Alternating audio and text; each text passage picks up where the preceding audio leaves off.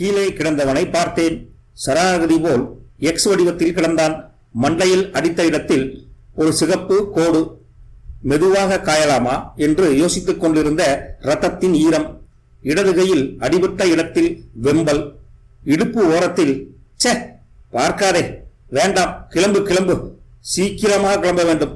அப்புறம் யோசிக்காமல் ஓட வேண்டும். சத்தமில்லாமல் ஓட வேண்டும். சத்தமில்லாமல் பதற்றமாக அந்த மேல்மாடி அறையை விட்டு வெளியே வந்தேன்.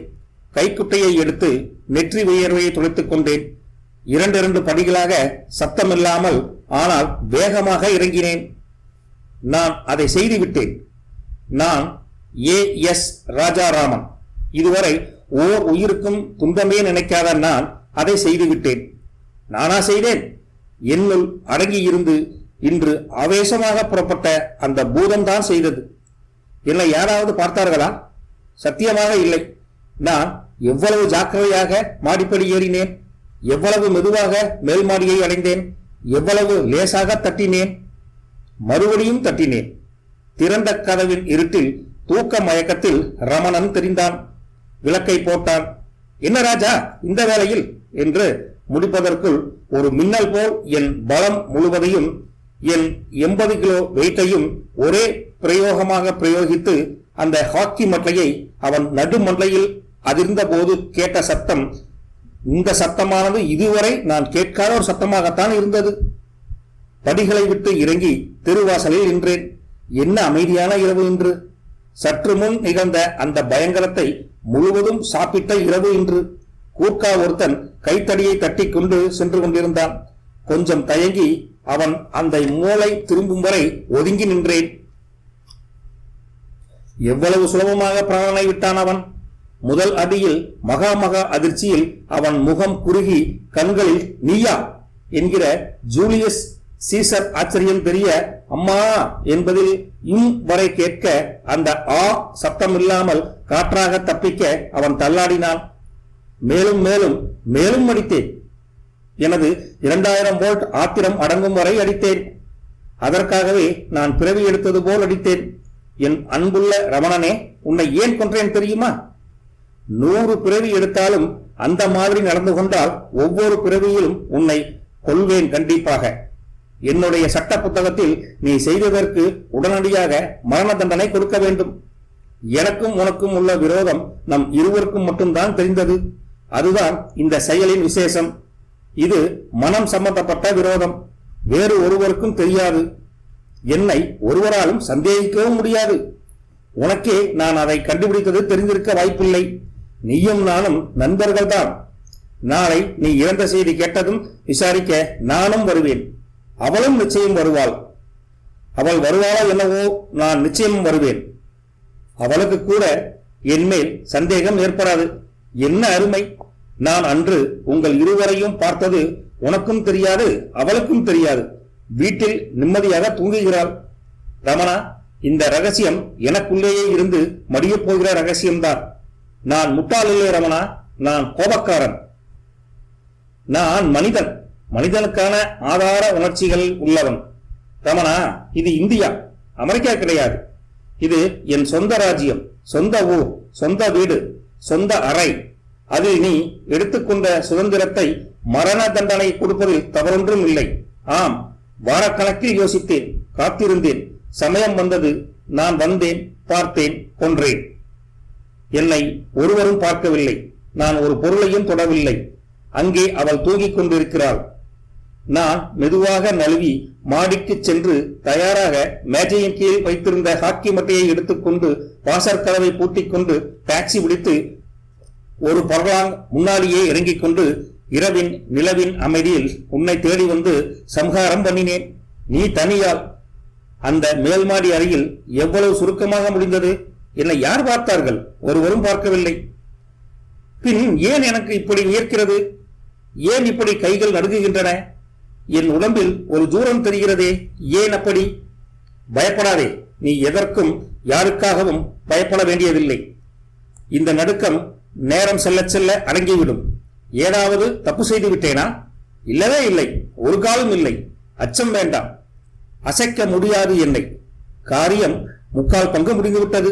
திரும்பிச் செல்ல வேண்டும். ஊட்டின வீட்டின் கதவை திறக்க வேண்டும். மனைவியை எழுப்பாமல் படுக்கையில் படுக்க வேண்டும். நடந்ததை மறக்க வேண்டும். சுலபம், வெகு சுலபம். அவ்வளவுதான் விஷயமே. பின் ஏன் என் கைகள் இப்படி நடுங்குகின்றன? எனக்கு ஒரு சிகரெட் தேவை. பையில் சிகரெட் இல்லை. இந்த நடுராத்திரியில் எந்த கடை திறந்திருக்கும்? என் கை நடுக்கத்துக்கு நிவாரணம் தூக்கம்தான். சீக்கிரமே வீட்டுக்கே நட. வியர்வை துடைத்துக்கொள். ஹாக்கி மட்டை என்ன செய்யலாம்? வீட்டு வாசலை திறந்து உள்ளே செல்லும் போது மனைவி எழுந்து விட்டால் என்ன செய்ய முடியும்? என்னை இந்த வேளையில் கையில் ஹாக்கி மட்டையுடன் பார்த்தால் சந்தேகம் ஏற்படாதா? நடுவழியில் எங்காவது எரிந்து விடலாமா? அதுவும் கூடாது. அதன் ஓரத்தில் வளைவில் ரத்தம் இருக்கிறது. அதில் என் கை விரல் ரேகையும் இருக்கிறது. இதை எங்கே எரிந்தாலும் நமக்கு ஆபத்துதான். வீட்டுக்கே எடுத்துக்கொண்டு செல்லலாம். கதவை திறந்ததும் மூளை ஓரத்தில் வைக்கலாம். காலை எழுந்து மறுபடியும் அதை எடுத்து முன்பிருந்த பழைய பேப்பர் குப்பைகளோடு குப்பைகளாக மறைத்து விடலாம். இதை எடுத்துக்கொண்டு செல்வதுதான் உசிதம். நிதானமாக செல். என் இருதயம் 130 தடவை அடித்துக் கொள்கிறது. உடம்பு பூரா ரத்தத்துடன் பயத்தையும் கலந்து செல்லுகிறது. மயிர்கள் செங்குத்தாக நிற்கின்றன. எதற்கு பயப்படுகிறேன்? நான் தான் ஒரு தப்பும் செய்யவில்லையே. எப்படியோ என் வீட்டை அடைந்தேன். வீட்டு வாசலில் ஒரு கார் நின்று கொண்டிருந்தது. குப் என்று உடம்பு பூராவும் உயர்த்து விட்டது. எனக்கு நின்று விட்டேன். யார்? இந்த சமயம் நம் வீட்டிற்கு யார் காரில் வருவார்கள்? நிற்கலாமா அல்லது போகலாமா? நில். முதலில் கவனி. என் வீட்டு விளக்குகள் எரியவில்லை. எதிர் வீட்டின் உள்ளே வெளிச்சம் தெரிந்தது. எட, எதிர் வீட்டுக்குத்தான் வந்திருக்கிறான் இந்த கார்காரன். இந்த ஓரமாக நிறுத்தி இருக்கிறான். படுவாவி பயல். இந்த கார் வந்த சத்தத்தில், கதவை மூடின சத்தத்தில் மனைவி எழுந்திருப்பாளோ, அல்லது எழுந்து பார்த்திருப்பாளோ, அல்லது எழுந்து அருகில் என்னை காணாமல் பயந்து விழித்துக் கொண்டிருப்பாளோ? நான் இப்பொழுது திறந்தால் எங்கே போயிருந்தீர்கள், எங்கே எங்கே என்று அவள் சுபாவப்படி துளைத்து எடுத்து விடுவாளே. படுவாவி. நடுராத்திரியில் இது என்ன புது தலைவலி, அதுவும் இந்த புதிய காரால்? ஆனால் ஒன்றை யோசிக்க மறந்துவிட்டேன். என் மனைவியோ கொஞ்சம் ஆழமாக தூங்குகிறவள். இந்த வேளையில் பட்டாசு சத்தம் கேட்டா கூட எழமாட்டாள். வீட்டை நெருங்கி சட்டை பையில் இருந்த சாவியை எடுத்து பூட்டை தடவி அப்படியே திறந்தேன். திறக்கும் போது சாவியின் அமைப்பு அந்த லீவரில் பதிவதும், அது மெதுவாக தள்ளி திறப்பதும், நாதாங்கியானது மெதுவாக திறப்பதும் ஒவ்வொன்றும் பேர் இறைச்சலாக ஒலிப்பதாகவே எனக்கு தோன்றியது. ஹாக்கி மட்டையை மூளையில் வைத்துவிட்டு கதவை உள்ளே தள்ளிடும் போது அந்த மட்டையானது சறுக்கியது, விழுந்தது. அந்த சத்தம் சற்று பலமாகவே இருந்தது. அந்த நடுநிசியில் இடது பக்கம் படுக்கை அறை. அதன் கட்டிலில் ஸ்பிரிங் சத்தம் செய்வது கூட கேட்டது. புரள்கிறாள். யார்? எழுந்து விட்டாள். ஐயோ, பயந்து விட்டேன். நான் தான் பாத்ரூம் போயிருந்தேன் என்றேன். விளக்கை போடட்டுமா என்றாள் அவள். இல்லை இல்லை, வேண்டாம் வேண்டாம், நான் வந்து விடுகிறேன், நீ தூங்கு என்றேன் அவளை. முதல் தப்பு நிகழ்ந்து விட்டது. என் திட்டத்தில் திரும்பி வரும்போது என் மனைவி எழுந்திருக்க கூடாது என்றுதான் நினைத்தேன். ஆனால் நானே இப்பொழுது எழுப்பிவிட்டேன். இது ஒன்றும் முக்கியமானதில்லை. இருந்தும் நாளை இந்த செய்தியை கேட்டதும் அதையும் என்னையும் என்னமாக ஏதாவது பிணைப்பு இருக்குமோ இதற்கு என்று சந்தேகப்படுவாளோ? அதற்கு ஆதாரம் அவளுக்கு கிடைத்து விட்டது. இருந்தால் என்ன? அப்படிப்பட்ட சந்தேகம் அவள் மனதில் இருக்கவா முடியும்? கண்களில் சில வேளை தெரியலாம், ஆனால் வெளி வார்த்தைகளாக எப்படி வர முடியும்? பயப்படாதே, இது மிக மிக சிறிய தப்புதான், கவலை வேண்டாம் என்று என் ஆள் மனதும் உள் மனதும் சொல்லியது. படுக்கையில் பேண்ட் சட்டையுடன் அப்படியே படுத்துக் கொண்டேன். மென்மையான வெளிச்சத்தில் பக்கத்தில் இருந்தவளை கவனித்தேன்.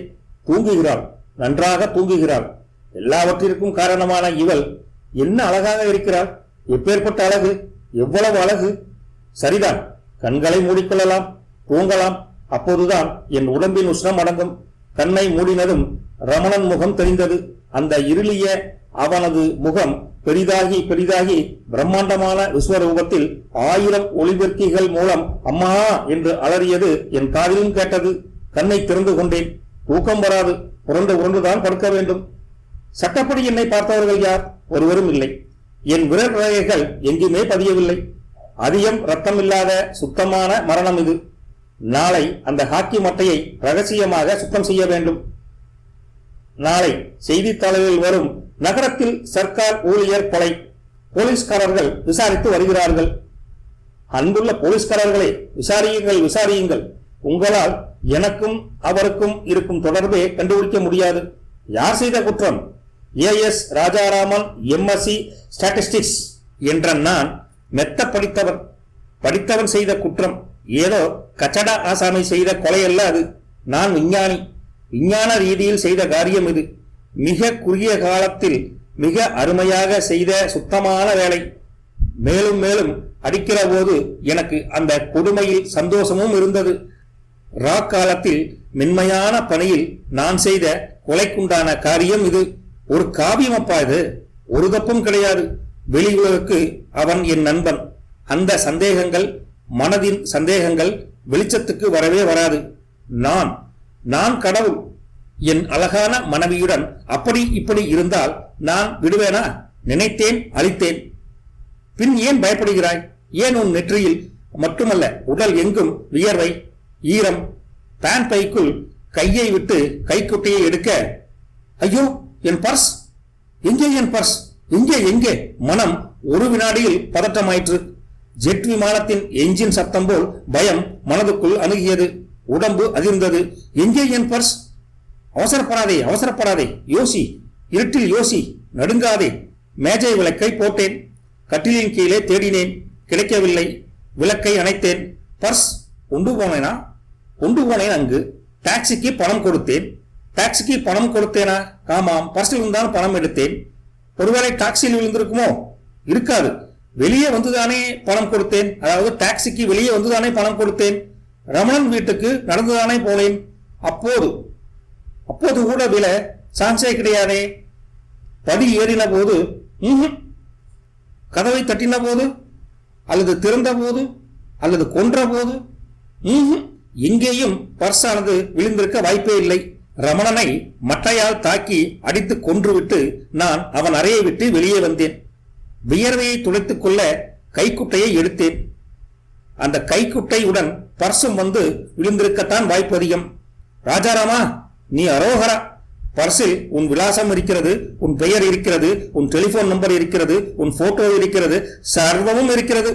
அந்த ரமணனை நான் கொன்றபோது அவன் அருகிலேயே என் பர்சும் எங்காவது விழுந்திருக்க வேண்டும். என்னதான் செய்வது? ஒன்றும் புரியவில்லையே. சத்தியமாக நீ காலிதான் என்று உள்மனது சொல்லியது. சரி சரி, அமைதியாக இரு. என்ன செய்வது? மணி என்ன இப்பொழுது? கடிகாரத்தை பார்த்தேன். 4:30 மணி என்று ரேடியம் கடிகாரம் அறிவித்தது. மறுபடி அங்கு போய்த்தான் ஆக வேண்டும். ஆபத்து இருந்தாலும் போய்த்தான் ஆக வேண்டும். என்ன செய்வது?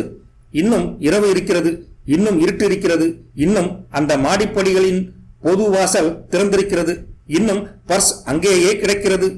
கிளம்பு, ஓடு ஓடு என்று மனது அதிகமாக பதற்றத்துடன் சொல்லியது. 2.5 மைல் தூரம் இருக்கிறது. பொழுது விடுவதற்குள் ஓடி அதை எடுத்து விட வேண்டும். செருப்பை மாட்டிக்கொள்ளாமல், வீட்டை பூட்டாமல் கிளம்பி ஓடினேன். எல்லாம் தப்பு. நான் செய்ததே தப்பு. என்ன வேடிக்கை! தப்பான திக்கில் ஓடிக்கொண்டிருக்கிறேன். நான் ஓட வேண்டியது ரமணனை விட்டு. ஆனால் இப்பொழுது என்ன செய்து கொண்டிருக்கிறேன்? நான் ரமணன் வீட்டுக்கே ஓடிக்கொண்டிருக்கிறேன். ஐயோ, இதை விதி என்பதா? இவன் இறந்த பின்னும் என்னை காந்தம் போல் கவர்கிறான். ரமணா, என்னை அழைக்கிறாயா? வருகிறேன். நான் வருவது என் சாதனையின் ஓர் ஓரத்தில் ஏற்பட்ட ஒரு சிறு சறுக்கலை. உன் வலையில் அவ்வளவு சுலபமாக நான் சிக்க மாட்டேன், கவலை வேண்டாம். மூளையில் திரும்பினேன். ரமணன் வீட்டை நெருங்கிய போது நம்பிக்கை குடை சாய்ந்து விழுந்தது. மேல் மாடியில் விளக்கு எரிந்து கொண்டிருந்தது. எங்கும் விளக்கு வெளிச்சம். ஒரு மாடி வீட்டின் ஜன்னல் ஓரத்தில் ஒருவன் டெலிபோன் செய்து கொண்டிருந்தான். வாசலில் இருவர் நின்று கொண்டிருந்தார்கள். அதுவும் பால்காரனுடன் பேசிக் கொண்டிருந்தார்கள். பால்காரன் தான் பார்த்திருக்க வேண்டும். காலங்காத்தால பாவி. எனக்கு என்ன செய்வதென்று புரியவில்லை. இங்கே என்னை யாரும் பார்க்கக்கூடாது. நிற்காதே, ஓடு, ஓடிவிடு. வீட்டுக்கு போய் நன்றாக தூங்கு. காலையில் எழுந்ததும் சொல்ல வேண்டிய பொய்களை பற்றி நாம் நிதானமாக சிந்தித்து போலீசிடம் போய் பேசலாம். சீக்கிரமாக ஓடு என்று விரட்டியது மனம். வீட்டுக்கு வந்து படுக்கையில் மறுபடியும் விழுந்த போது மணி காலை 5:30. தூக்கம் வருமா எனக்கு? கண்ணை மூடினால் ரமணனின் முகம். எதிரொலியுடன் அவன் அம்மா என்று உடைந்த மண்டையில் உறைந்த ரத்தம் எனக்கு ஞாபகம் வந்தது. செஷன்ஸ் கோர்ட் 1000 பேர்கள் துரத்துகிறார்கள். எல்லோரும் கையில் ஒரு பர்ஸ் வைத்துக் கொண்டு இறைக்க இறைக்க என்னை துரத்துகிறார்கள். நானும் மூச்சரிக்க ஓடுகிறேன். கதவை தாளிட்டுக் கொள்கிறேன். துரத்தி வந்தவர்கள் வாசற் கதவை இடிக்கிறார்கள். விசையை அமுக்குகிறார்கள். ட்ரிங்! காலிங் பெல் அடிக்கிறது. விழித்துக் கொண்டு விட்டேன் கனவிலிருந்து. மனைவி எழுந்து விட்டாள். யாரோ வாசலில் கூப்பிடுகிறார்கள், போய் பாருங்களேன் என்றாள் அவள். கனவிலா நனவிலா என்று தெரியாமல் நடந்து சென்று கதவை திறந்தேன். 2 போலீஸ்காரர்கள் வாட்ட சாட்டமாக நின்று கொண்டிருந்தார்கள். ஒருவன் கையில் பர்ஸ் இருந்தது. நீங்கள் தானே AS ராஜாராமன்? இந்த பர்ஸ் உங்களுடையது தானே? இதோ பாருங்கள் என்றார் ஒரு போலீஸ்காரர். வாசலில் இருந்த போலீசின் குறுகுறு பார்வையும் கையில் வைத்திருந்த பர்சையும் என் கண்கள் பார்த்து கொண்டே நின்றன. அப்படியே வாயிலை மறைத்துக் கொண்டு சுத்தமான உடையணிந்து நிற்கும் போலீசின் சாமர்த்தியத்தை எண்ணி நான் பயந்து போய்த்தான் என் சக்தியையும் பொய் சொல்லும் அளவிற்கு திறமையும் வடிந்து போய் திக் திக் என்று நின்றேன். மறுபடியும் போலீஸ்காரர் கேட்டார், இந்த பர்ஸ் உங்களோட தானே, ஏன் பேசாமல் நிற்கிறீர்கள் என்றார். நான் என்ன சொல்வது? நான் சொல்வதற்கு முன்னே என் வாயானது உளறி கொட்டியது. நான் தான் AS ராஜாராமன். நான் தான் ரமணனை கொன்றேன். நான் தான் கொன்றேன். இதோ பாருங்கள், இந்த ஹாக்கி மட்டையை உபயோகித்தான் என்று இடுக்கில் வைத்திருந்த மட்டையையும் எடுத்து காண்பித்தேன். அவன் மண்டையை இதால் தான் ஓங்கி ஓங்கி அடித்து மண்டையை பிளந்தேன். ஒரே அடி, சுத்தமான அடி. அடேயப்பா, எவ்வளவு புத்திசாலிகள் நீங்கள்! பர்சை பார்த்து விலாசம் தெரிந்து கொண்டு வந்து விட்டீர்கள். பாப்பா, நீங்களாம் ஜேம்ஸ் பாண்டு தான். துப்பறியும் சிங்கங்கள் தான். மெடல் கொடுக்க வேண்டும். பத்மபூஷன், பத்ம விபூஷன். ஐ ஹியர்பை கன்ஃபார்ம் ஆன் யூ. ராத்திரி சுமார் 3 மணி இருக்கும் என்று நடந்ததை சொல்ல ஆரம்பித்து விட்டேன். என்னை போலீஸ்காரர்கள் அழைத்துக் கொண்டு வாக்குமூலத்தை வாங்கி அப்படியே அமர வைத்திருந்தார்கள். போலீஸ் ஸ்டேஷனில் சப் இன்ஸ்பெக்டரிடம் அந்த போலீஸ்காரர் கூறினார். அந்த 3 பேரும் நம் AL ராஜாராமனை பார்த்து சிரித்தார்கள். அவனுக்கு ஒன்றும் புரியவில்லை. சார், பழம் நழுவி பாலை விழுந்தது போல் இந்த கேஸ் ஆனது ஈஸியாக முடிந்து விட்டது பார்த்தீர்களா என்றார். எப்படி என்று எனக்கு புரியவில்லை. அதாவது ராஜாராமனுக்கு புரியவில்லை. அப்போது அந்த போலீஸ்காரர் சொன்னார், சார், தெரு ஓரத்தில் ஒரு பர்ஸ் அனாதையாக கிடந்தது. அதை பார்த்த ஒரு கூலி தொழிலாளி விடியற்காலையில் போலீஸ்காரரிடம் வந்து கொடுத்தார். அதில் அட்ரஸ் எல்லாம் தெளிவாக இருந்தது. அதை கொண்டு போய் அவரிடம் கொடுக்கலாம் என்று போனோம். போய் கதவை திறந்தவுடன் இவரே மரமளவென நான் தான் கொலை செய்தேன் என்று வாக்குமூலமே கொடுத்து விட்டார். எப்படி முடிந்தது பார்த்தீங்களா இந்த கேஸ் என்று போலீஸ்காரர்கள் பெருமிதம் சொல்ல எனக்கோ தூக்கி வாரி போட்டது. நுணலும் தன் வாயால் கெடும் என்பார்கள். அவசர புத்தியால் மாட்டிக்கொண்ட என்னை என் உள்மனம் நக்கலடித்தது. என்ன செய்வது? கொலை செய்வது என்பது சாதாரண வேலையா? கொலையாளி தன்னால் மட்டுமல்ல எப்பொழுதும் தப்பிக்க முடியாது என்பது இதன் மூலம் எனக்கும் புரிகிறது. இப்படிப்பட்ட திக் திக் கதைகள் நிறைய கையில் இருக்குதுங்க. இந்த கதையை யார் எழுதியிருப்பா அப்படின்னு தெரிஞ்சா கமெண்ட் பாக்ஸ்ல கமெண்ட் பண்ணுங்க. மறக்காம நம்ம சேனல் பிடிச்சிருந்தா கமெண்ட் பண்ணுங்க, லைக் பண்ணுங்க, ஷேர் பண்ணி கொடுங்க. இன்னொரு கதையில் சந்திப்போம். நன்றி, வணக்கம்.